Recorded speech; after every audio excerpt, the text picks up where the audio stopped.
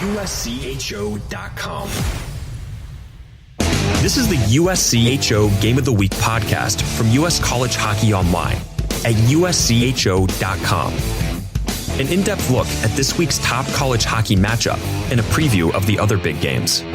Welcome to the Game of the Week podcast for Thursday, January 16th, 2020. Sponsored by the NCAA Frozen Four, April 9th and 11th in Detroit.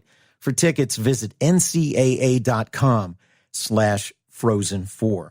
I'm Ed Trefzger alongside Jim Connelly. And Jim, this week's Game of the Week has a pair of games in NCHC play.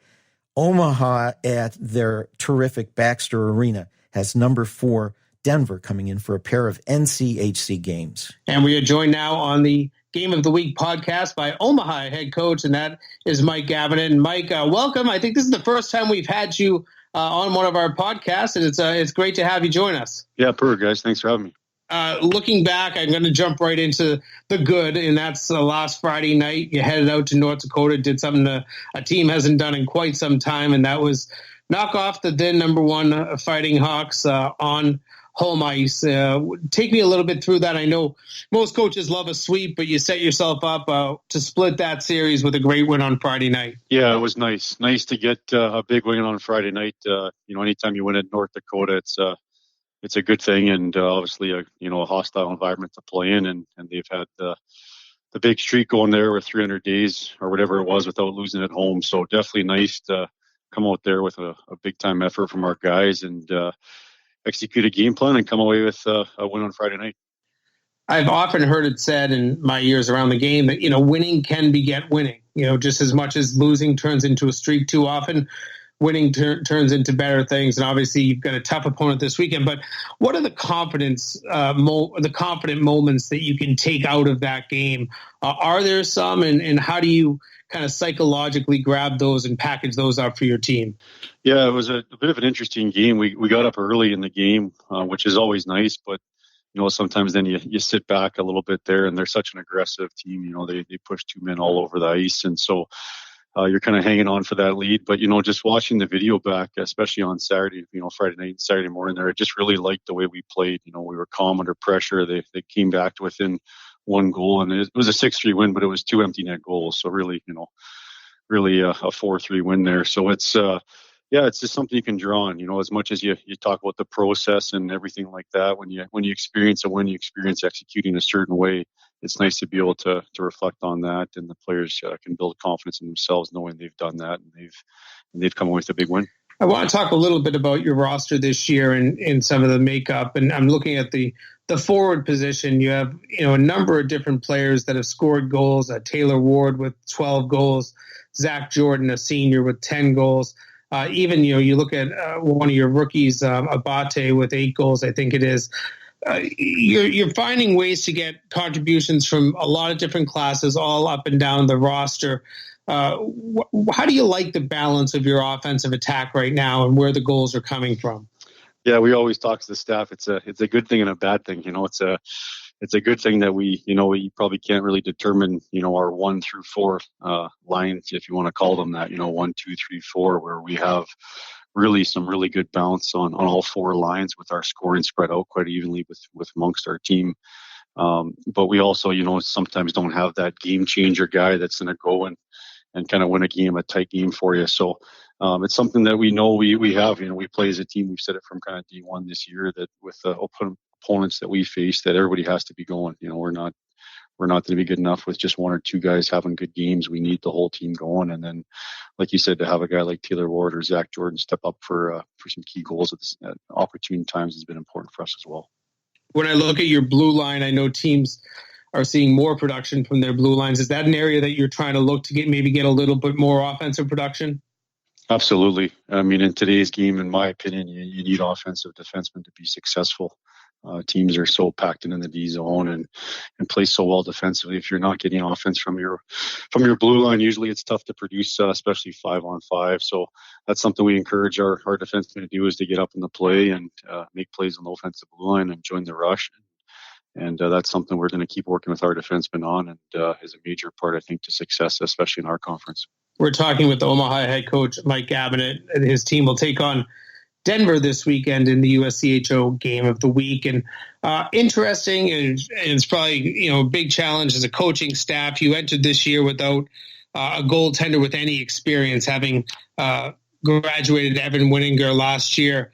What is it like to have two freshmen in there, and Isaiah Seville and Austin Roden, and how have their performances and their maturity come along throughout this really first a little bit more than a half a season?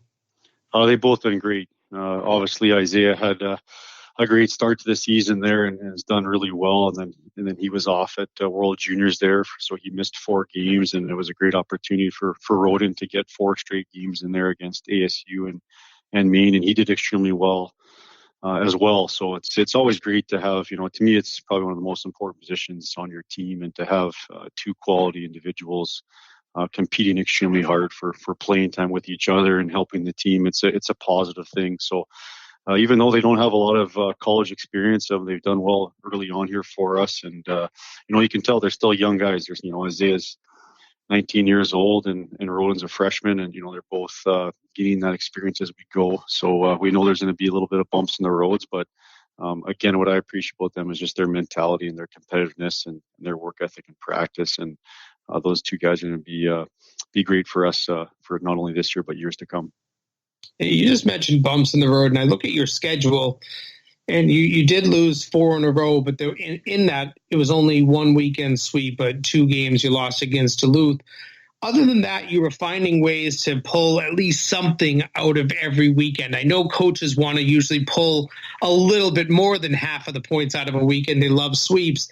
But can you take something out of the fact that you're still in a very tough league, you're getting some points, and you're keeping yourself in a position where you're not in a desperation mode with 5-6 weeks left in the regular season?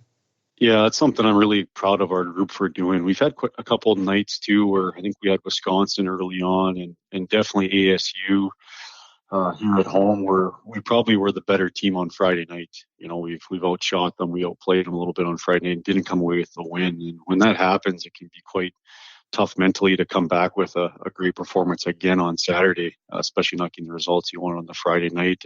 And both those nights, our teams come back with a great response and found a way to win on Saturday night. So again, to me, that speaks a lot to the character in the group. It's not easy to be mentally tough. And when you play our schedule that we do, and every weekend you got a Duluth or a North Dakota or a Denver like we have this weekend, it's a tough go. And so again, we're just really proud of our group, the resiliency there, facing that adversity. And again, when you come back with those big wins, again, you can draw on that, and you've been through it. And so again, just something I think our group can build on throughout the second half here. We're talking with Mike Gabinet, head coach at Omaha. You were a player in the early days of the program, and you're back at your alma mater. Do you have any comparisons between Omaha now and then, or maybe even college hockey in general, between your playing days and now back behind the bench?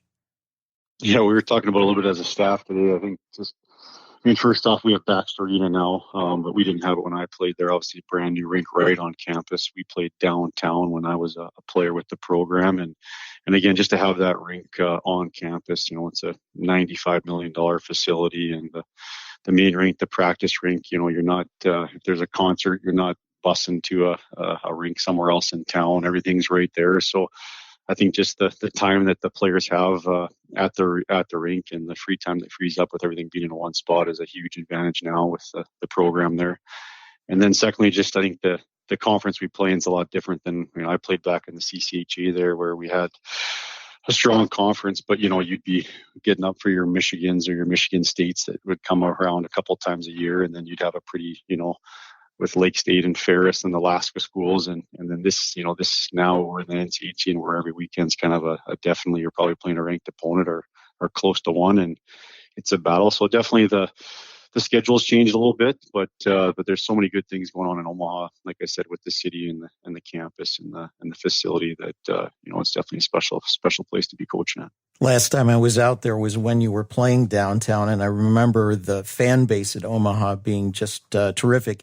Still that way? Yeah, we're just really fortunate again for a big, a fairly big city in Omaha, but no pro sports teams here. They have the big football team about an hour away, but really the hockey's a major sport in the city there, and obviously we're a hockey school, and it's a big sport on campus, and just the support we get not only from the fans but the students and the community is unbelievable. I mean, our arena was kind of privately funded to raise that amount of money to build a rink and to support the program. And like you said, you've been to a game, you can, it's an electrifying environment there when our fans are going. So a fun place to play. I was lucky to see Baxter Arena a few years ago, and it was, you're right, electric was a great word. And I'm sure that atmosphere will carry through this weekend. You're hosting Denver. I guess there's no rest for the weary. You come off the number 1 team in the country. Now you get the number 4 team in the country and another really fine opponent. What do you see from this team? I'm sure you've had a chance to look at them on tape by now. What are some of their tendencies and what are the challenges they present the most for you? Yeah, they're a little bit different than North Dakota. Smaller team, very, very quick, highly talented. Three lines, even say 4 lines that can really make plays, and they really like to play on their toes, and their puck pressure team all over the ice. And again, in that offensive zone, you don't want to give them time and space because they'll get that 5-man cycle going, and they look to make kind of high risk plays, and they like to wheel and deal a little bit there. So a little bit different than North Dakota. That's a real pro style, heavy, aggressive, big, stronger team. So definitely we'll have our hands filled with Denver. But again, I've liked the way our guys prepared this week. We've just really been getting better from week to week. So we know we got to do against those guys, and we're looking forward to the challenge. Well, it should be a great series. Friday and Saturday, same time, 7:07 Central Time, out at Baxter Arena, Omaha, hosting number 4 Denver. Mike Gabinet, thanks so much for taking the time with us to talk about this series. It should be great hockey, and we wish you the best of luck the rest of the way. Okay, guys. Thanks for having me on. That's Mike Gabinet, head coach at Omaha. More of the Game of the Week podcast is coming up after this message from the NCAA Frozen Four, April 9th and 11th in Detroit. This is the USCHO Game of the Week podcast from US College Hockey Online. Every time you show up, every time you make your presence heard, whether you clap your hands or stomp your feet, lead the chant or join the chorus. However you choose to be a fan, you make the game. The NCAA Frozen Four, April 9th and 11th at Little Caesars Arena in Detroit. Visit ncaa.com/Frozen4 to get your tickets today. Continuing now with the Game of the Week podcast, I'm Ed Trefzger alongside Jim Connelly. Jim, let's start out talking about the Game of the Week. Omaha, not ranked right now, not playing badly this season, and still in the hunt for things in the NCHC standings. But an unenviable task they have. The Denver Pioneers coming in this weekend after having split last weekend at North Dakota, out of the frying pan into the fire almost. It is. And, I think if they don't win that game on Friday, we don't even kind of consider this a game of the week. But the reality is, and it was something I mentioned with Mike Gabinet, that except for one weekend against Minnesota Duluth, they found a way to take points out of every NCHC weekend. Now, do they need to start taking 5 and 6 points out of weekends? They certainly do. But I like the way that they're playing. They had some good offensive games against Arizona State, a very good team, and then against North Dakota. I feel like there should be a little bit of confidence, a little bit of swagger into this team. Now, they could get knocked down very quickly by a Denver team that's, playing good hockey. They're coming off of a home sweep against St. Cloud State. But I look at this as there's a potential for an upset here. And I think the fact that you're playing this game in Baxter Arena, it's always a great atmosphere. I'm sure it will be again this weekend. You never know. I feel like this could be at least a weekend split for Omaha. I wouldn't call either one of the games in either team's favor, but I think that this is a series that Denver's going to have to watch out for. This is an Omaha team that can sneak up on you. And another game in the NCHC. It's been kind of a rebuilding season for St. Cloud. They host cross-state rival number 8 Minnesota Duluth at Herb Brooks National Hockey Center. But St. Cloud right now only 4 points out of a home playoff berth in the NCHC. Those last 5 positions in the league are really going to be up for grabs, and this is an important opportunity for the Huskies to pick up a point or 2 or 3 or more. It certainly is, and this has become a pretty good rivalry, within the NCHC. You got to think of the fact that, both of these teams have been up around the top of this league every year. This is the first time that St. Cloud has been down since the league was formed, and these two teams have played some big games in the tournament. They've played big games in the regular season, so I think that there'll be a little bit of an atmosphere created, within the locker rooms, and then you put the game. In St. Cloud, and you just never know. I don't know that St. Cloud has all the confidence. They've lost 3 in a row, but before that had won 4 of 5. They got to the final in the Mariucci where they fell to Minnesota, but this is a team that knows how to win still. I don't care if it's a rebuilding year or not. There's enough that returns from last year's team that knew how to win, and that's one of those things you just have to remember. When you understand how to be a victorious team, that is, as I talked to Mike Gabinet, winning begets winning. And you pull off a couple of wins here and a couple of wins next weekend, then the ball starts rolling. And next thing, you're out of last place and you may be in 4th place in the NCHC. Things are so tightly packed at the bottom that last home ice spot will really come down to just a couple of games here and there. Well, let's turn to the Big Ten. There are 3 big weekend matchups in there. And this is a league that is still a little bit up for grabs. The team that everybody probably had picked to, if not run away with it, at least walk out ahead of everybody, was Notre Dame.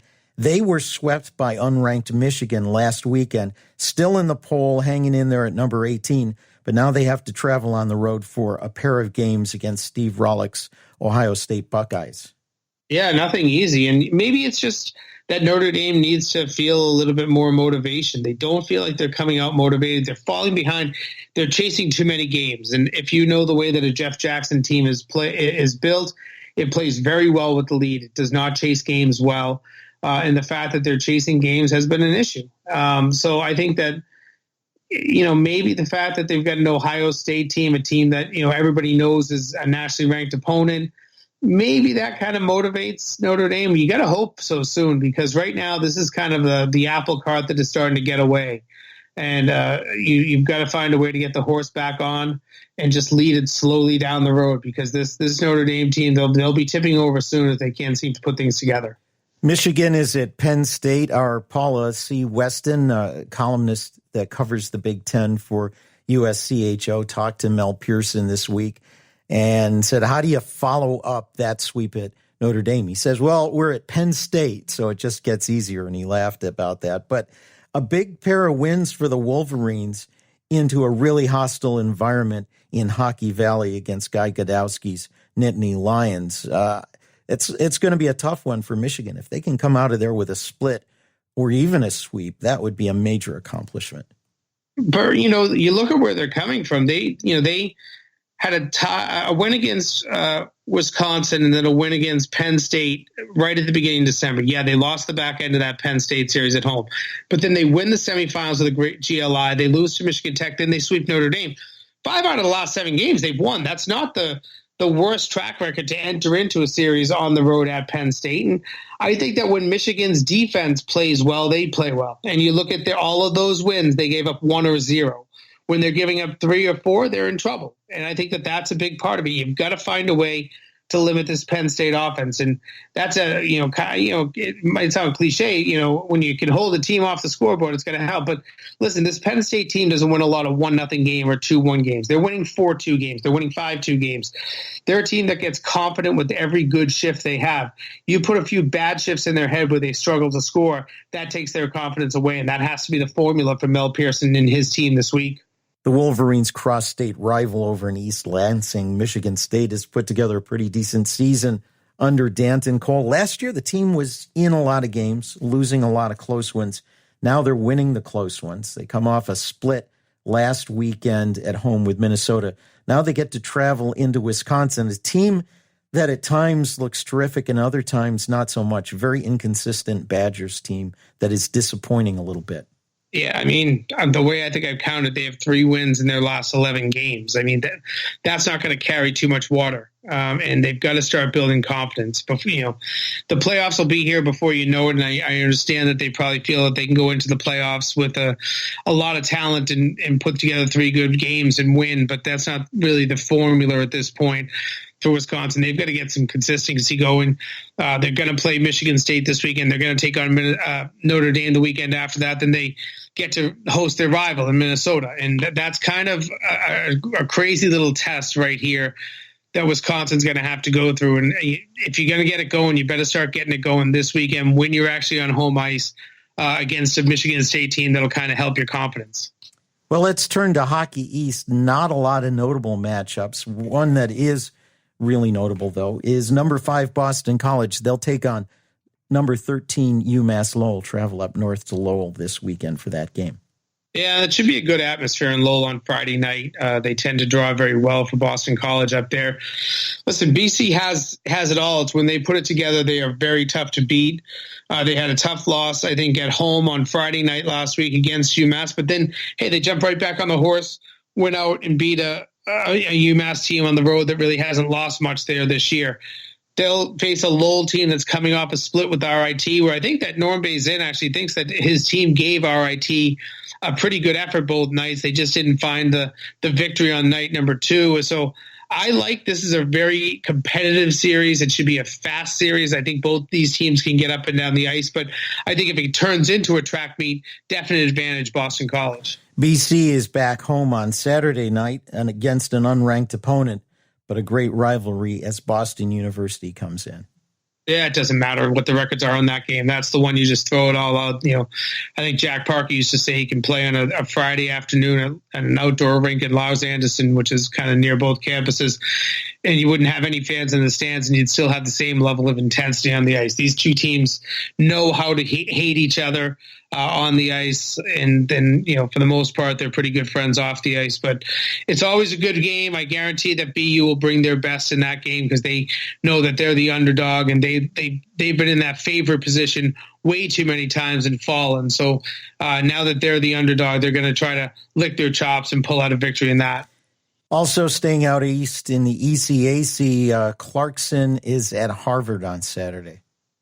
Yeah, and that's they're going to have to actually go to Dartmouth first, which that's not that much of a walkover. But then you get a not nationally ranked opponent, 2 nationally ranked teams going up against each other, and I think both of these teams understand how tight it's getting at the top. And Harvard's probably in a little bit more of a desperate situation. They need to get the wins soon, and it's not just for them, just for the ECAC standings. This is now for the pairwise. They've got to get themselves back into an NCAA tournament position.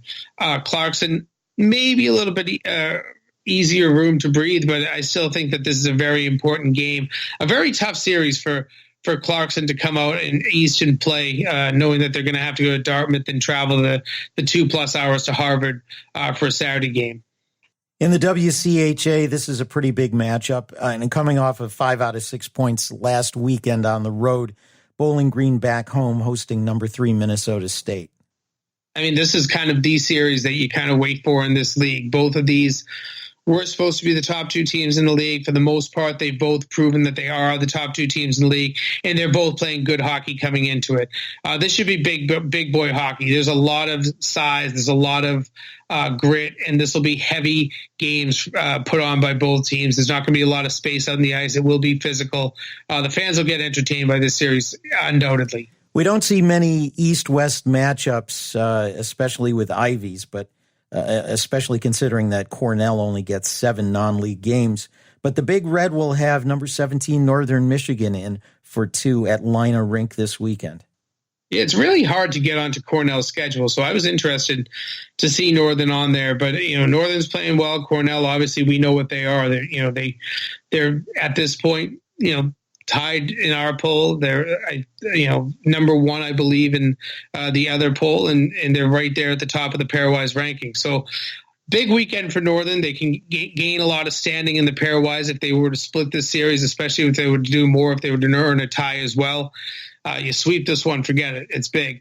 But I really do think that this is an interesting series. The fact that it even gets scheduled because it's so hard to find that room on the Cornell schedule. And it's an interesting opponent, certainly, that Mike Schaefer is bringing to town. Arizona State ranked number 14 on the bubble in the pairwise. They're back home, and they host RIT for a pair. Right now, we've talked about this on multiple podcasts, how Arizona State is really in a must-win stretch They picked up the points with Brown. They need to keep it going against a bunch of teams from Atlantic hockey that could really hurt them in the pairwise if they don't get the victories. Yeah, I mean, we've been talking about this now for close to a month probably on various podcasts, and you have to think that the number of Atlantic hockey opponents that Arizona State has coming up, if they don't find a way to win 75% of all of their overall games coming up, and that might be winning 85% of them against Atlantic hockey, they could be in some tough situations when it comes to at-large bids for the NCAA tournament. On the other hand, RIT is probably coming back off of its best weekend of the year, where they played two marvelous games against UMass Lowell, pushed them to the brink on Friday night, and then were able to find a way, jump out to a lead, and hold on for a 3-2 victory on Saturday. If they play that way throughout the rest of the season, RIT is going to be not just a power in a non-league game like this, but they'll be a big power in the Atlantic Hockey Conference, where I think they really want to shine. I think that they haven't played up to they've played down to the level of their opponent, I think, too many times in league play. They've got to find a way to get that gas pedal and play like they did last weekend, because they were a dominant team. Well, there's a great rivalry game that doesn't count for anything except pride and camaraderie, and that's Army West Point traveling to the North Shore of Lake Ontario to take on the Royal Military Academy of Canada. And it's interesting to see the schedule, this game on the schedule. I'm not sure how long it's been back on. I know it was taken off for a while. Some of these games had gotten out of control, and I think that Brian Riley and maybe the administrators up north also felt that it wasn't in the best interest of both teams. The rivalry got a little too heated. And, up there in Canada, there's no real penalty for no major consequences for fighting in a college game, whereas down here it's not something that you ever see. I don't think that Army backs away from any crap after the whistle, any extra hits. They wouldn't back down from a fight, most certainly, but it's not the type of hockey you want to see. You want to see the respect in this type of a matchup that I know has gone on for over 100 years. So hopefully it's good, clean hockey. I know that this is a very good Army team. They're coming off a very emotional weekend against Air Force. So the emotions are going to just continue, but you have to keep it in check. I know that Brian Riley has such a respect for this series that he will want it to remain clean for that one game. Well, that's going to do it for this week's Game of the Week podcast. You can catch all our podcasts at uscho.com/podcast. We'd especially point your interest toward the one we had on Tuesday with Steve Piotrowski from the Big Ten and the NCAA talking about rules in officiating. Very interesting stuff. This episode has been brought to you by the NCAA Frozen Four, April 9th and 11th in Detroit, Michigan. Visit ncaa.com/Frozen4 for ticket information. For Jim Connelly, I'm Ed Trefzger, and we'll catch you next time. This has been the USCHO Game of the Week podcast, a production of U.S. College Hockey Online. Visit uscho.com/podcasts to listen or subscribe.